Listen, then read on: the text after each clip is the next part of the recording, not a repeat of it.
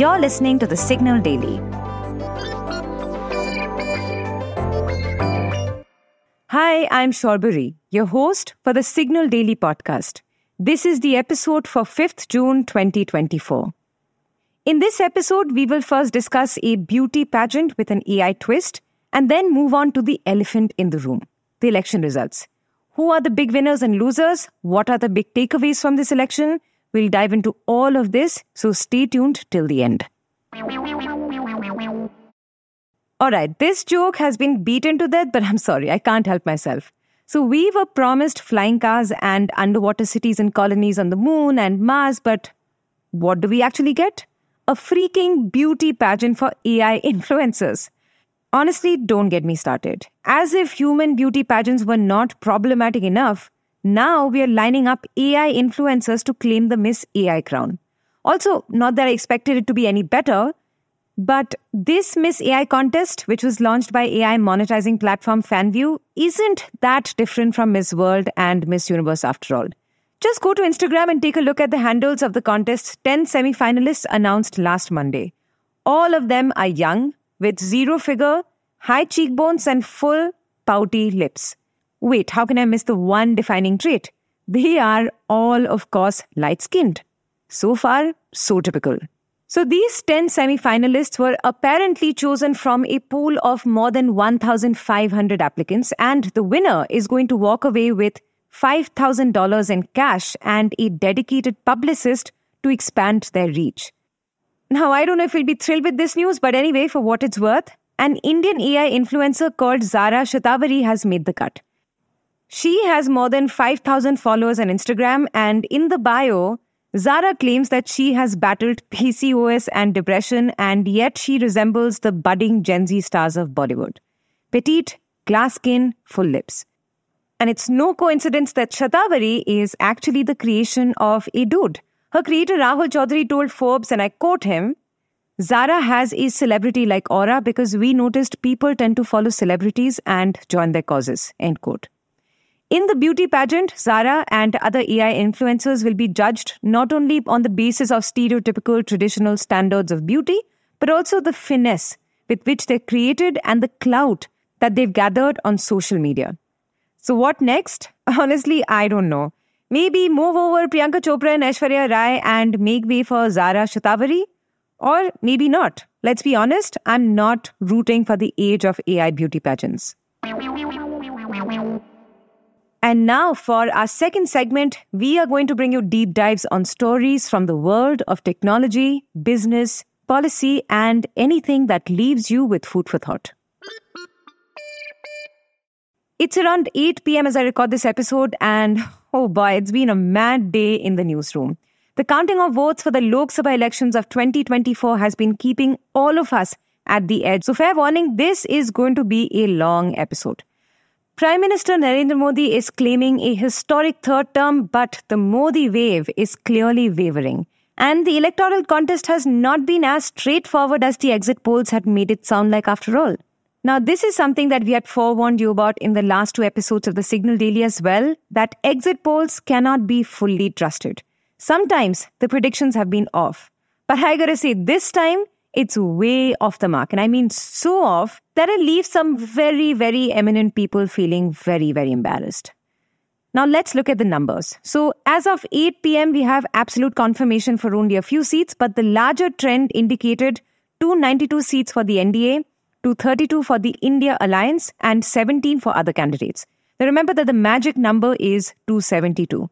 If we look at individual parties, the BJP was leading in 240 seats, which is at least 32 short of the halfway mark for the BJP to form a government with its own might and quite far from 400 par. From the high of the exit polls, the stock market crashed to its worst fall in 4 years on Tuesday as the India Alliance put up a stronger fight than anticipated, prompting many people to question whether the exit poll predictions had any links to stock market manipulation. But we'll save this discussion for another day. Now let's look at some of the heavyweights and the key constituencies. The BJP's Amit Shah retained the Gandhinagar seat for the second term. Prime Minister Narendra Modi also retained the Varanasi seat, but with a wounded ego because this time his victory margin was less than half of what it was in 2019 when he won by 4.8 lakh votes. Now that is a pretty strong message for the incumbent PM who has become the face of the BJP. Moving on, Congress stronghold Rai Bareli gave Rahul Gandhi a victory with a massive lead, while the BJP's Smriti Irani shockingly lost in Amethi. This is the same seat that she snatched from Rahul Gandhi in 2019. In Thiruvananthapuram, Congress candidate Shashi Tharoor emerged victorious after a neck-and-neck fight with BJP's Rajiv Chandrasekhar. Now, the one important signal from this election is about the shrinking reach of the saffron wave. If you look at the Faizabad Lok Sabha constituency in Uttar Pradesh, it's not the BJP, rather it's the Samajwadi Party candidate Avadish Prasad who won. This is where Ayodhya is located. This is where the BJP inaugurated the Ram Mandir with a lot of fanfare just some months back.